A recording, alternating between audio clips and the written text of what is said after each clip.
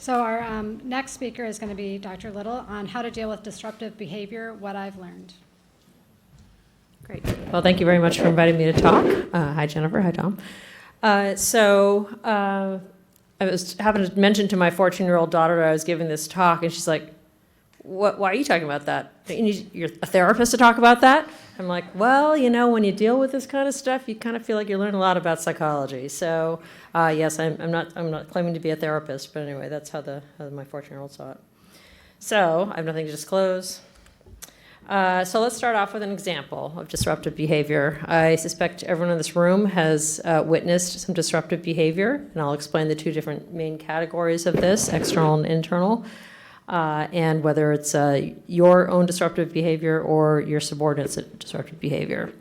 So Dr. CK is about 3 months out of his CT surgery training. He finished at a very busy program with a lot of volume and very high standards.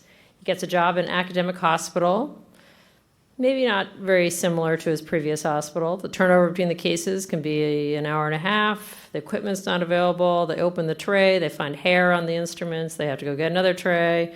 Anesthesia takes almost 2 hours to get the double lumen tube in and everything else. Preference cards aren't right. You're very frustrated with the system. So what happens? Well, you suddenly become the Incredible Hulk.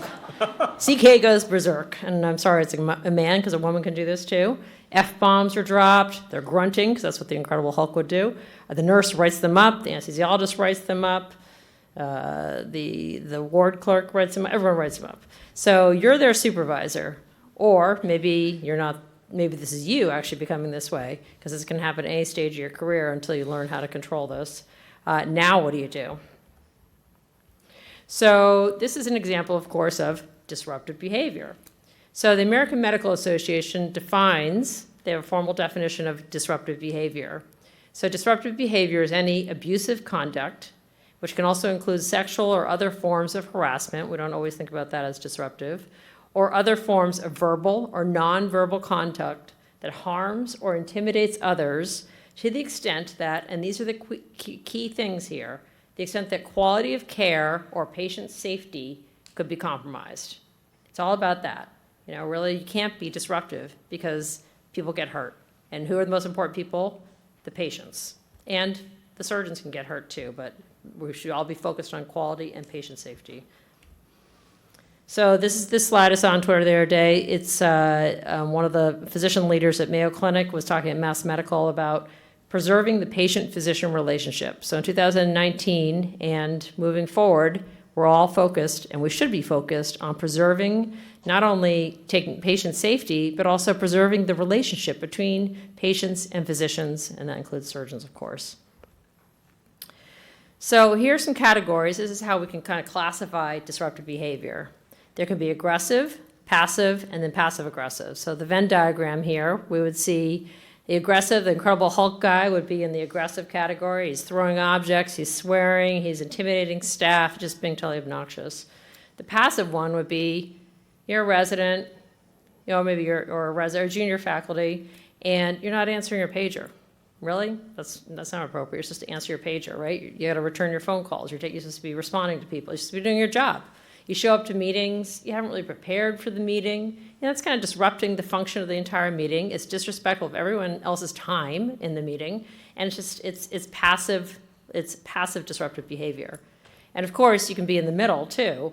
You could be passive and aggressive. And chart wars, that would be a good example of it. Back in the days when, or even now in electronic medical records, medicine isn't taking my patients, so you write in the assessment plan, oh, well, Mr. T doesn't need to be on the surgical service, but medicine's not taking them. You don't need to write that in a note, of course. That would be a chart war. And then sexual harassment falls in there, hostile notes, hostile emails. So these are kind of the buckets that you can put disruptive behavior into, and some of those buckets overlap. So a few years ago, there's a survey by the American College of Physician Executives about how common is disruptive behavior.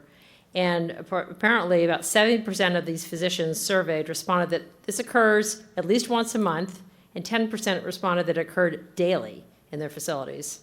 Several studies have concluded that disruptive behavior in healthcare ultimately affects patient care, as we already mentioned, and nurse retention. Now, we all want and need nurses. So they're all part of the system. So we don't want to be losing any nurses. It's hard enough to keep enough in the system right now. Here's some comments about, what makes someone be disruptive. So lack of support. Here are some quotes. As a young surgeon, lack of support and encouragement by your senior partners, that's disruptive to your own sense of self and self-esteem. You got to choose the right group of people to work with in your first job. That's very important. If you can, you don't always know when you get there if they're going to be the right people, but you want to try as hard as you can. Maladaptive coping to symptoms of burnout and feeling disenfranchised can make you become disruptive. Troubles building your referral base can be disruptive to your goal of becoming a successful and busy surgeon. And when you're in academics, if you're not given time to publish, that can be disruptive to your whole sort of career path here and your vision of where you're trying to go. Because I think most of us try to have 3-year plans, 5-year plans, 10-year plans. We're so used to having a path, a road to travel on. And this can be very disruptive when someone comes along and puts up a roadblock or, runs into your car.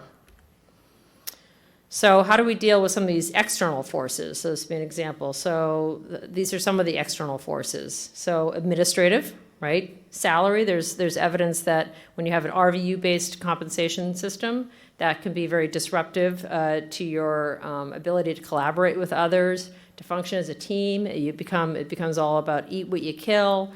That's not a very good way to function as a productive group. So that can be just disruptive, but you may not necessarily have control over it unless you speak up.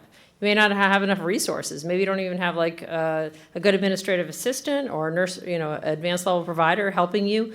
That can be disruptive to you getting things done, taking care of your patients. And then, of course, academically, what's disruptive to progressing academically? Lack of support, lack of time.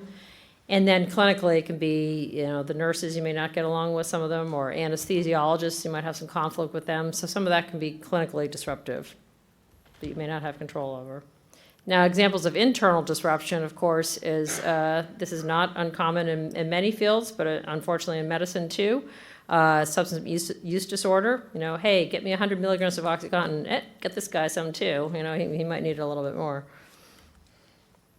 So I don't know, does anyone in the room know this guy? Jacob de la Rosa?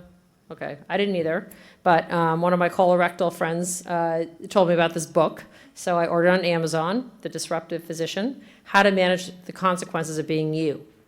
We're all pretty oriented towards working hard and having high standards and expecting others to sort of have the same philosophy and approach. You're just being yourself. You can't really apply that to others. Otherwise, you can become a disruptive physician or surgeon. So I found it kind of interesting. And the reason I asked if anyone knows it is because I was reading about the author, and he's a cardiothoracic surgeon. So in fact, I wrote a little note to myself, big surprise, a CT surgeon. So he apparently, I think he's in Idaho, but anyway, he had a bad accident, I think, when he was training, and has managed to recover and get back to doing what he wants to do. But he also is now authored this book and has a website, and back to my no disclosures, I have no connection to this guy, I don't know who he is. But he has found a way to translate his negative experience into a positive experience and share it with others so that bad experiences don't happen to other people.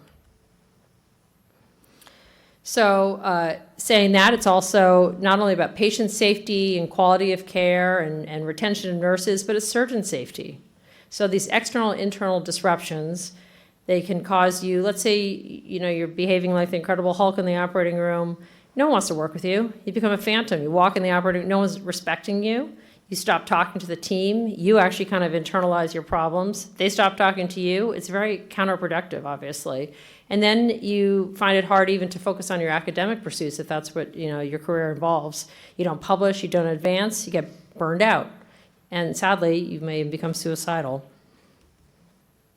So this study is from about 10 years ago, Julie Freischlag and her group there, her colleagues. They looked at burnout and career satisfaction among American surgeons. And they surveyed about almost 8,000 surgeons and wanted to find out how many, what their satisfaction rates were.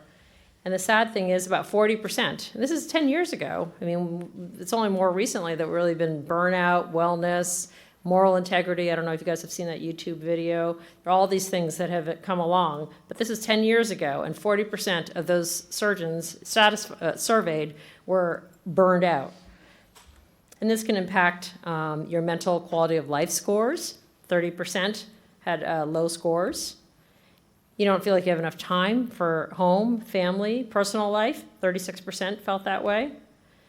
And half the surgeons wouldn't even encourage their children to go into medicine or surgery. It's very sad. All right, so getting back to this, how do you deal with disruptive behavior when it's, let's say it's your junior colleague? So it's important, first of all, if they have misbehaved in the operating room and someone's written them up, you got to meet with that person, and you have to remember or remind them that it is a serious, let's say you're their direct supervisor, to remind them that it's a serious thing. I mean, you're not going to like, hey, let's go have a beer and talk about this. That's not the appropriate way to deal with it at all.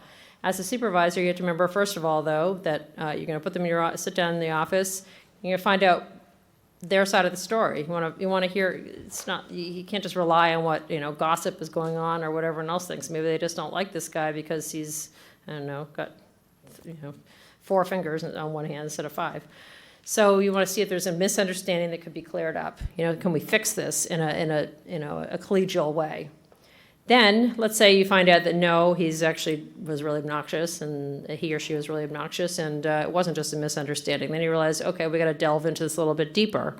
All right, is there something else going on?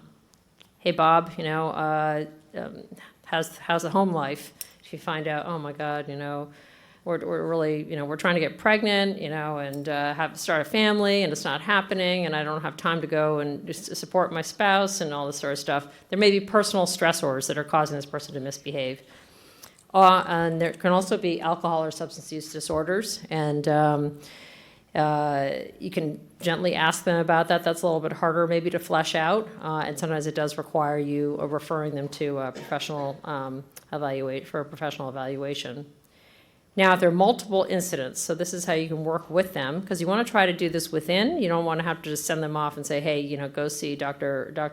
Ruth or Dr. Bob or someone, and they'll fix you. You have to you want to try to deal with it with them, because you want you've invested a lot in them working with you, and you don't want to lose them, and also you don't want them to become burned out or, God forbid, again, suicidal.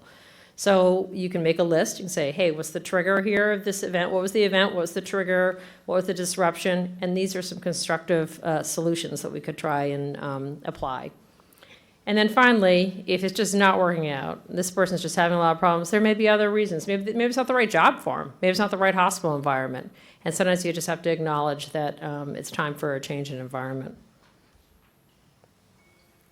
So just briefly, here's an example. So as a young surgeon, lack of support, how can you help your subordinate with this? You can communicate the problems in terms of consequences and support them. And if they're getting in fights with the anesthesiologist, don't say, hey, the anesthesiologist is telling me this and you must be bad. You have to support them. It's your partner. You're the chief maybe, and they're the Indian. You gotta look out for your Indians. If they're having trouble, they're feeling disenfranchised, you talk to them again, and you try to offer them some administrative support, some financial support, some time, Maybe they need a little less call or something, or they just need a day to actually have academic time to do their work so they can succeed. So finally, what have I learned about disruptive behavior from being a chief, and also my own personal experience of being disruptive, because sometimes the environment can be a little bit challenging. There's different categories, aggressive and passive, and then the overlap too. So these can result in anger, and it's important to talk about it and to figure out a solution. But the sad thing is, or the bad thing is, that it can have an impact on safety, patient safety, surgeon safety, health of patients, health of the surgeons, and also just the whole system does not function very well. And just as we heard from Dr. Sun's wonderful talk, you need a positive balance. You need to work as a team, and you need to focus, and you need to reduce the number of surgeons who are just feeling like they can't go on and doing this. So I know you guys are all junior and you haven't even gotten this far, but you may have witnessed these kinds of examples, and I don't want you to walk into the wrong situation when you take your first job. So the solution really is wellness. Wellness, that's another term for, sort of a euphemism for burnout. And again, moral integrity, look that up on YouTube. But the solution is wellness. You want your patients to be well, and you want your surgeons and physicians to be happy. You want them to feel a sense of accomplishment, satisfaction, and belonging. So when you have disruptive behavior, there is potential for remedy, and we can always make it work. But there's no reason to allow this to happen in this day and age. Thank you.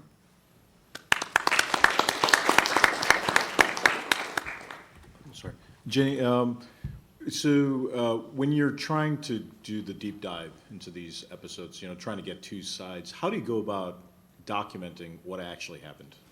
Try to get down to the facts of this is what really truly happened. I mean, what's Yeah, well, I think that's an important fact. I think there should be documentation, right? Because you don't know how far this is going to go. In fact, here, this last slide shows, has the word lawyer on there. So you want to make sure that there's a file and documentation. It doesn't necessarily have to be, well, actually, stepping back. The most important thing, let's say you're the chief. You're a chief. You've been a chief. I guess you've been promoted, so congratulations. But it's important to have metrics, right? You got to have metrics. You got to and meet with your subordinate or your colleague subordinate on a you have to have an annual review once a year, maybe meet twice a year, and kind of go over that. And if they're not achieving the metrics, then you document what they're not achieving. Let's say, but to address your specific question about an particular incident. Similarly, you gotta have it all written down, and if someone's written you up, that document should be in this file too. And if it's a he said, she said situation, that obviously can be very difficult, but in most of these examples, there's other people around. So you can do you can certainly let the other person know, let's say, hey, Tom, you're not behaving very well. I'm going to go, talk to some other people and find out what's going on. I mean, I know you said you didn't do anything wrong, but, Dr. Anesthesia said you were a total jerk. So I got to go see, hey, what are the nurses and the ORs? Now, and if a lot of people are saying, no, Dr. Tom was pretty much an a-hole, so, excuse me. But then you're like, hey, Tom, we have a problem. X, Y, and Z. These three people said that you're not doing this correctly. So let's try to figure out a solution, or what triggered this. So, but it is very important to document it. Yeah. Oh, sorry. Yes, so I think the last thing that you said something triggered it. For most of the folks in this room, I'm imagining that you're on the other side of this, and what you're trying to do is not be the person that's now getting called into your office. And disruptive behaviors don't come out of nowhere. There's always an issue, right? I mean, that's when people get inappropriate or go crazy in the operating room because the equipment wasn't available, even though you went through it in the briefing or whatever. There's always an issue, and you realize, I've certainly realized when I've been disruptive like that and irritated over those sorts of things, the problem is, as soon as you do that, the issue is no longer the instrument that wasn't there and the fact that people weren't paying attention during the briefing and all of that stuff. All of that opportunity to correct the underlying problem is out the window. Because now the only thing anybody cares about is the fact that you lost it. Mm-hmm.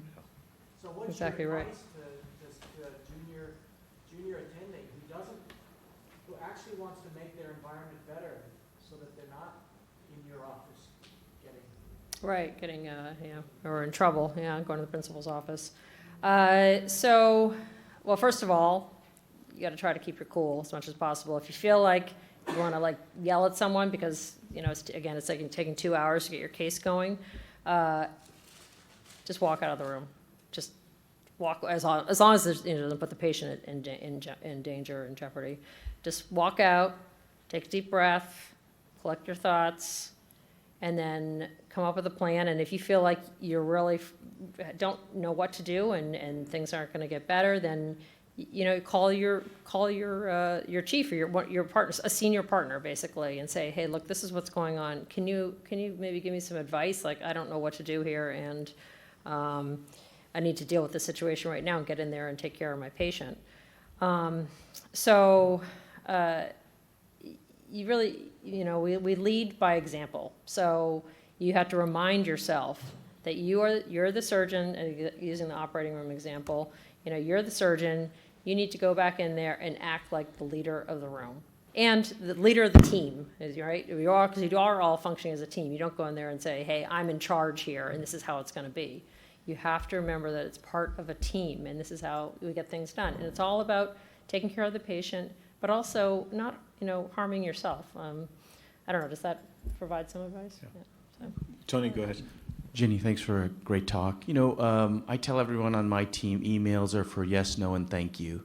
And I feel That's like good. emails are the rope that everyone, hangs themselves with. And so in that regard, I'm the recipient of a lot of emails that are forwarded to me about misbehavior among certain members, and then I'm also the target of some mean emails too. So my question is, once you have the email, what do you do with that? I mean, like if there is someone to send it to, because you're kind of sitting on a hot potato if there's something going on, aren't you?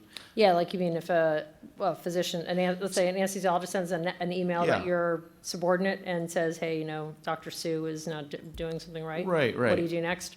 Well, then I would first bring them in and find out what's going on. And if you can't take it so I wouldn't respond with an email. I would, or I would Yes, say no, the most responsive is, hey, let's talk. Or I would probably call the person directly, right, and say, hey, we need to talk about this.